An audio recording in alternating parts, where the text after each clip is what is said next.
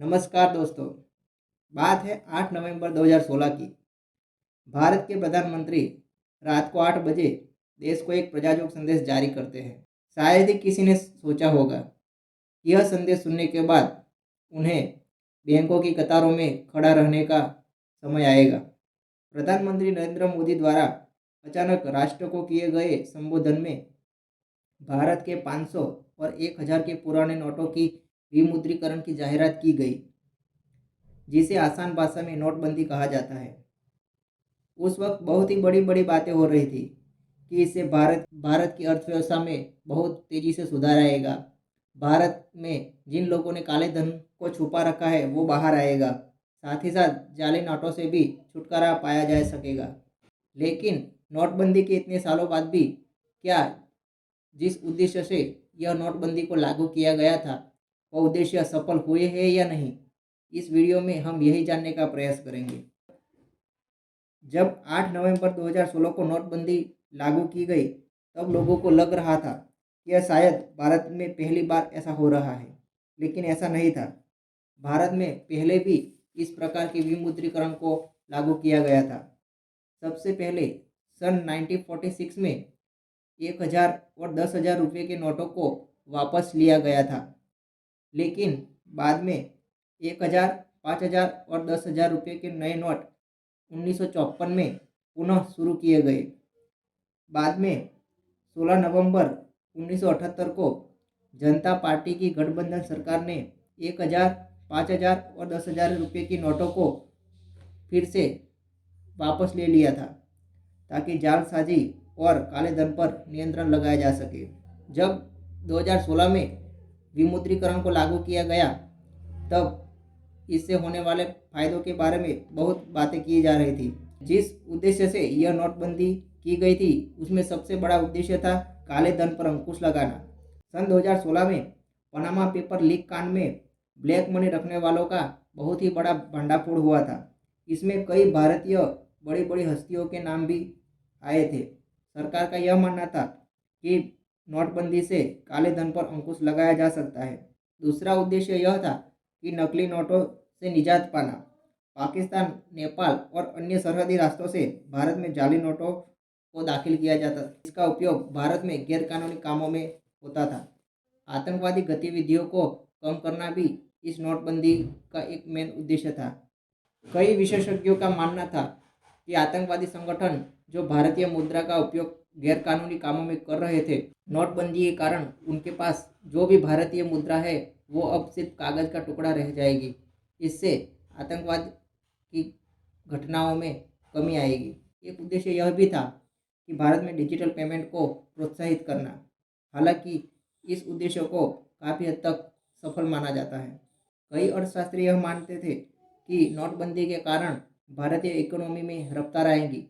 जो लोग कर चोरी कर रहे थे वह अब कर चोरी नहीं करेंगे और अपना टैक्स सरकार में नियमित रूप से जमा करेंगे। इससे सरकार की आवक में भी इजाफा होगा और इससे देश का विकास होगा। तो ये थे वो उद्देश्य जिसके लिए नोटबंदी लागू की गई थी। लेकिन यह भी जानना अनिवार्य है कि नोटबंदी के इतने सालों बाद भारतीय अर्थव्यवस्था में क्या सुधार आ पाया है? क्या इससे आम लोगों की जीवन में सुधार आ पाया है? उस वक्त फोर्ब्स मैगजीन ने भारत सरकार के इस कदम को गलत ठहराया था और इसकी आलोचना भी की थी। उन्होंने अपने एक रिपोर्ट में बताया था कि भारत सरकार का यह कदम भारतीय लोगों की संपत्ति पर एक हमला है। क्या वाकई में इस नोटबंदी से काले धन पर अंकुश लगाया जा सका है? आइए जानते हैं। सरकार ने अनुमान लगाया था कि 5 ट्रिलियन या लगभग 20% विमुद्रीकरण बैंक नोटों को प्रचलन से स्थायी रूप से हटा दिया जाएगा। हालांकि आरबीआई की 2018 की रिपोर्ट के अनुसार विमुद्रीकृत बैंक नोटों में से 99.3% बैंक नोट वापस बैंकिंग प्रणाली में जमा किए गए हैं।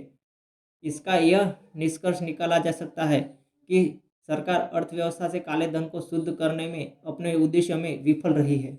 2016 और 2017 के वित्तीय वर्ष के बीच आयकर रिटर्न दाखिल करने वालों की संख्या 43.3 मिलियन से बढ़कर 52.9 मिलियन हो गई, जो 2015 और 2016 के बीच वृद्धि की तुलना में उल्लेखनीय वृद्धि नहीं थी। कई आयकर रिटर्न के साथ कर अनुपालन में वृद्धि हुई थी। आय प्रकटीकरण योजना 2016 के कारण वित्तीय वर्ष 2017 में आयकर संग्रह में वृद्धि हुई। यदि इसके लिए समायोजित किया जाता है तो कर संग्रह में वृद्धि मामूली थी।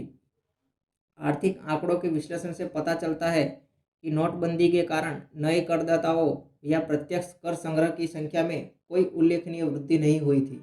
नोट बाजार में आए तब बात ये हो रही थी कि इसकी नकल करना आसान नहीं है, लेकिन रिपोर्ट्स की माने तो 2016 से 2022 तक कई जगहों पर जाली नोटों को भारी मात्रा में बरामद किया गया है।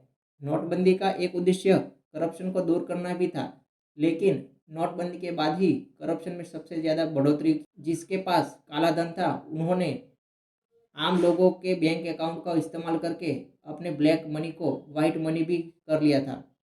नोटबंदी से अगर सबसे ज़्यादा किसी को हालाकी का सामना करना पड़ा है तो वो है आम जनता।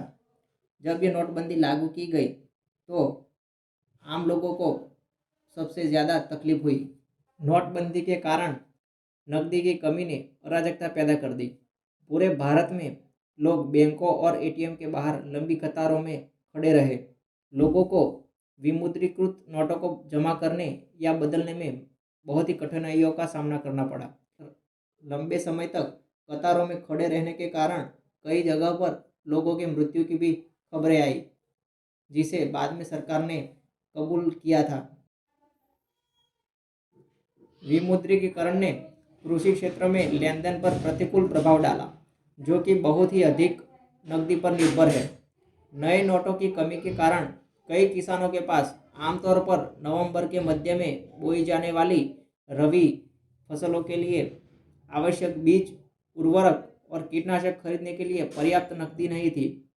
किसानों और उनकी यूनियनों ने गुजरात, अमृतसर और मुजफ्फरनगर में विमुद्रीकरण के खिलाफ और साथ ही साथ जिला सहकारी केंद्रीय बैंकों पर भारतीय रिजर्व बैंक द्वारा लगाए गए प्रतिबंधों के खिलाफ विरोध रैलियां की। नकदी की कमी के कारण मांग में गिरावट आई, जिसके कारण फसलों की कीमतों में भी गिरावट आई।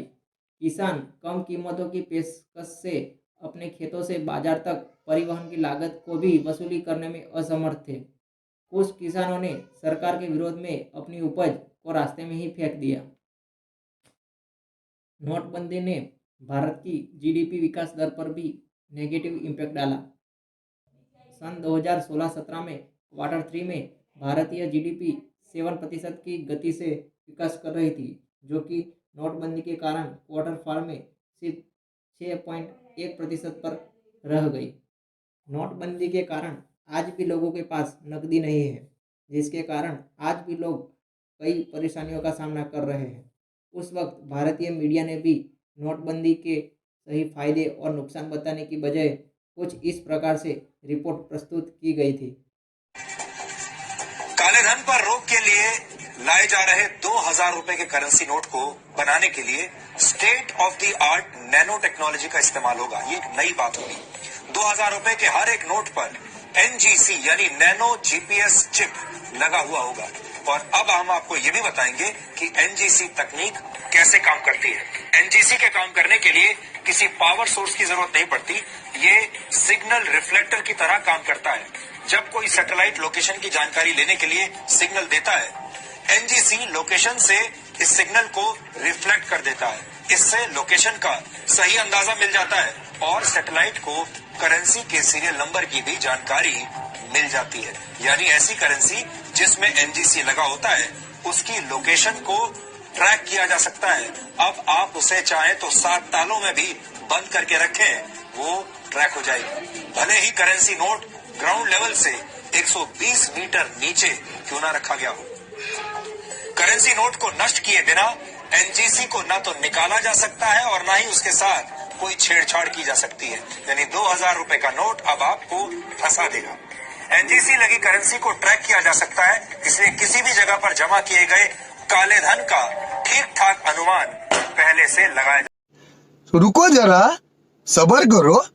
क्योंकि ये सीधे सैटेलाइट की ओर सिग्नल ट्रांसमिट करेगा और वहां पर पहुंचेगा ताकि उस पैसे को निकाला जा सके, रिकवर किया जा सके।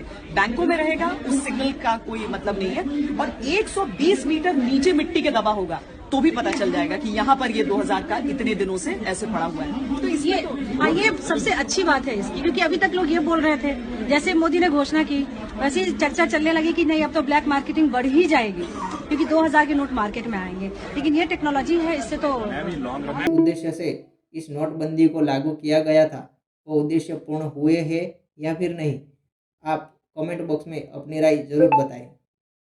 Thank you.